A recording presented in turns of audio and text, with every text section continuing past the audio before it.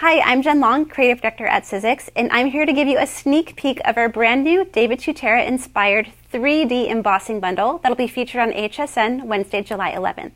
This is a great selection of three-dimensional embossing folders. We've achieved a new level of embossing with these. Let's take a look at how fantastic these designs are.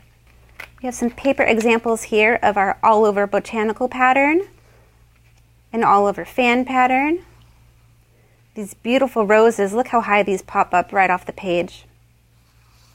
All-over leaf pattern, and finally our all-over geometric pattern. You can even see that this embosses and debosses at the same time. Now let's take a look at some of the projects you can make with these embossing folders. We've used the all-over rose pattern, and we've created this beautiful all-over background, and we've even incorporated ink on some of the raised surfaces to help that pop out even further. Here we have our all-over leaf pattern that we've used in the middle. This helps pop out your middle sentiment phrase, and we've added ink and some glitter on top of that to help it pop out even further. And finally, my favorite, the all-over fan design. We've added a gradation ink on here, but look how beautiful that is adhered to the front of this bag.